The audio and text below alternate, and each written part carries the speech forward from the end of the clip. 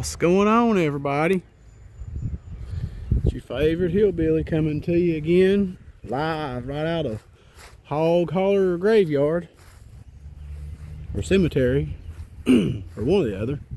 Let's call it a boneyard. How's that? Hope y'all been doing well. I told you I wouldn't wait as long to get back in here and make another video.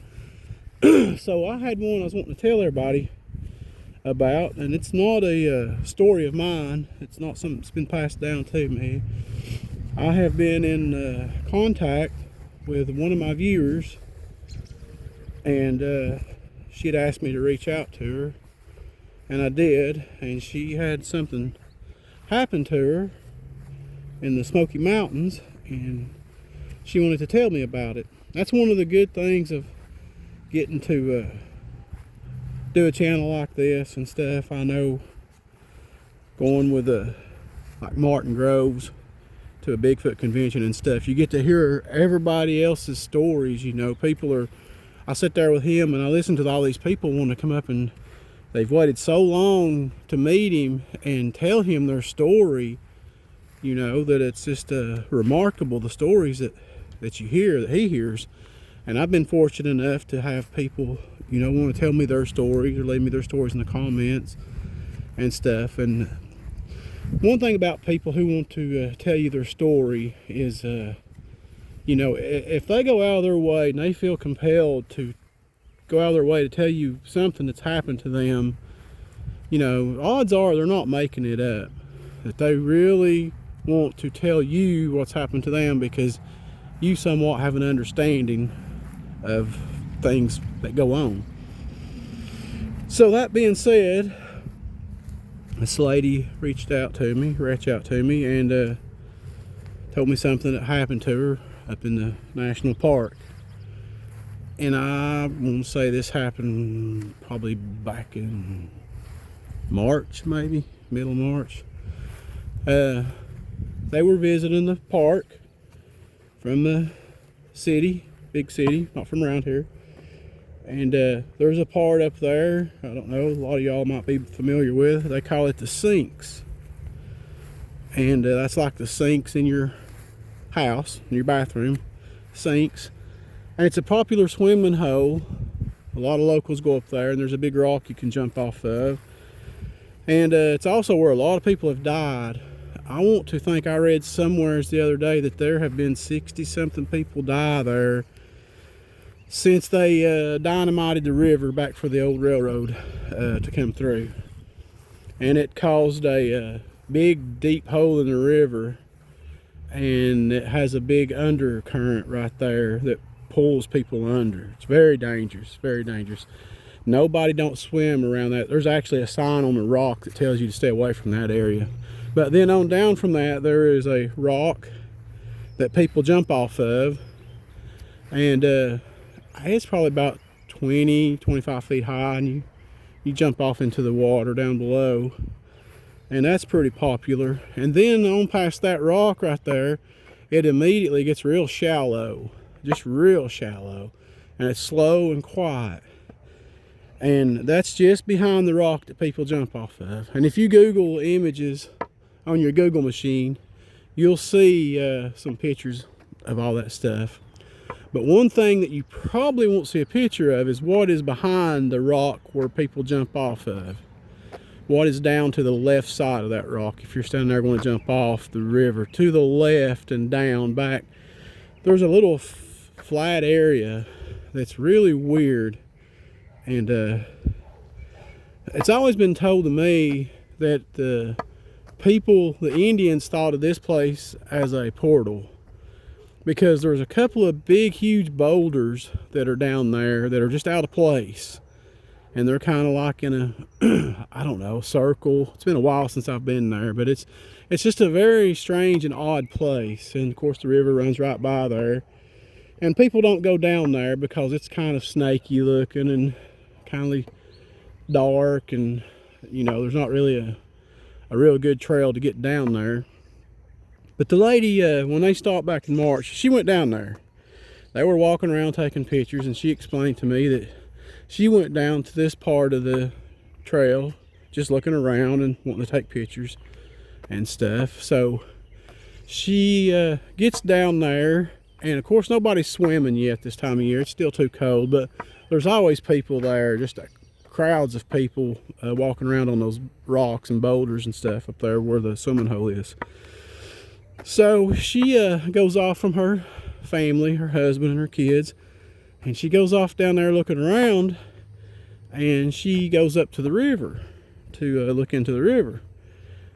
And when she does, she notices to herself that everything kind of goes quiet. She kind of zones out, and she don't really think too much of it because she's thinking, you know, this is the euphoria of the place. You know, I'm just zoning stuff out. You know, I'm kind of leaving the world behind, and I'm sort of in this little mountain paradise and relaxing, you know, and zoning out. So she doesn't hear the people's talking and her kids and stuff, people hollering and playing. All that goes away, she says. And she's looking in the river. Now it's real shallow at this part. And in the river, she sees her reflection. And as she's staring at her reflection, reminiscing on stuff, thinking back through life, whatever, her reflection starts screaming. She notices the mouth on her reflection opens abnormally wide and starts screaming. Now, she doesn't hear no scream. All she can do is see that this is happening in the water, her reflection. And she's not doing that. And she says the mouth opens abnormally wide, and her eyes kind of sink back in her reflection. Now, she had been staring at her reflection just minutes earlier, and everything was fine. Well, that's when she notices for sure she can't hear anybody, and she feels like she's frozen. She said she don't know if she's frozen with fear and can't move, or if something actually caused, you know, made her freeze. But whatever, she cannot move. She is struck with fear and cannot move. And then after a few minutes, this reflection that she sees goes away, and it's back to normal. And all of a sudden she can hear the noises of the people around her starting to fade back in. And this terrified this woman. She goes up to her husband, kids and everything, and she's ready to leave, and she is ready to go home.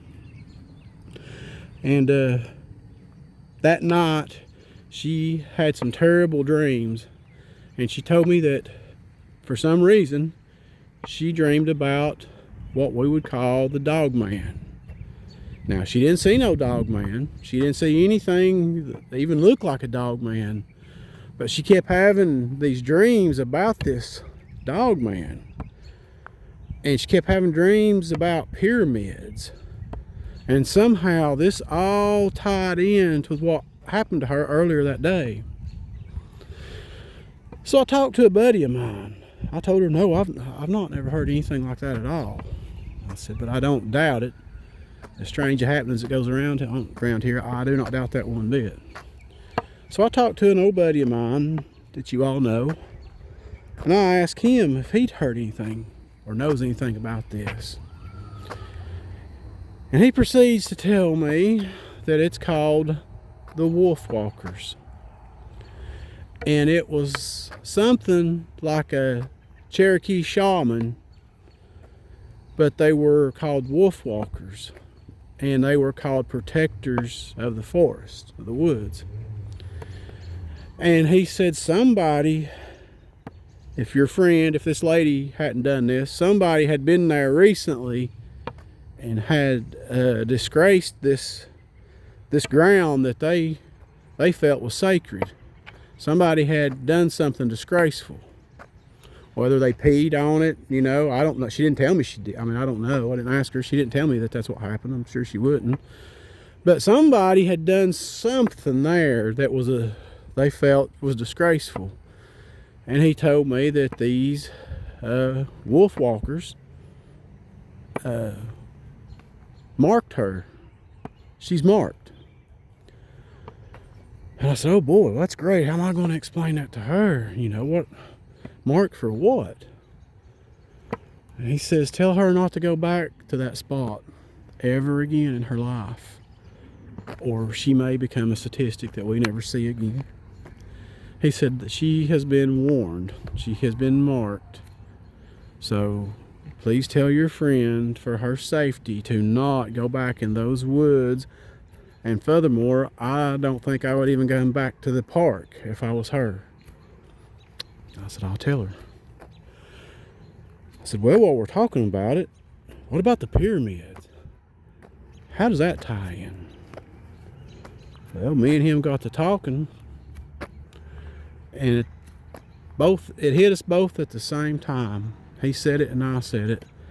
What if there is a pyramid in the Great Smoky Mountains? There's so many mountains up there covered with rock and dirt. If there was one, we'd never know it. It would just look like a mountain. And there's hundreds of mountains that actually shaped like pyramids. So what if that's a tie-in, as old as these old mountains are? Wouldn't that be odd? My friend, my brother, he thought the same thing. Very well could be. So that's the little story I was going to pass on to y'all tonight. Nothing too scary or too dramatic, unless it happened to you. You know, unless you're my listener and you're in there listening to it, I bet she's probably thinking, oh, it was very dramatic. You know, I'm sure it scared her to death. But I've talked to her since and passed on, you know, and she's like, no worries, I have no plans on coming back there to those mountains or those woods or any other woods as far as that goes. So I thought, well, you know, that's a good thing. So if you had any kind of weird experience or something up there and you want to pass it on to me, go ahead. And, you know, I might wind up telling it on here. There have been some good ones that have been left on in the comments that I can't remember what videos they were left on. I'd like to go back and find some of the ones that people have left and told me some pretty good stories of stuff that's happened to them. Some scary stuff. But a lot of that stuff you get in these mountains, you know, there's a lot of unexplained stuff goes on. These old woods that we don't know about. I couldn't imagine looking into a stream and seeing my reflection staring back at me and it starts screaming. That'd be horrible. What an experience. Could you imagine that? So the young lady thought maybe, you know, she thought maybe it's some witchcraft going on or something. But I don't think so. I tend to agree with my friend. I think somebody has done something very disrespectful in that area. And the spirits, or whatever you want to call it, was not happy about it. But anyway, guys, I thought I'd shoot that little story in there to y'all, and I'm gonna get back in here, and it won't be too long. I've got some other stories I want to tell. I've got something else I want to talk to y'all about. So I'll try to save it, and that way I don't use it all up in one video. Does it sound pretty good?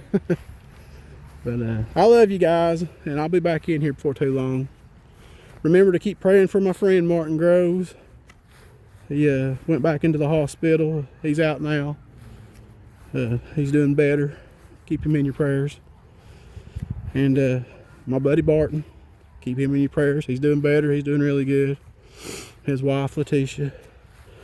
But guys, I'll get out of here, and I will holler at you all later, my friends. Goodbye.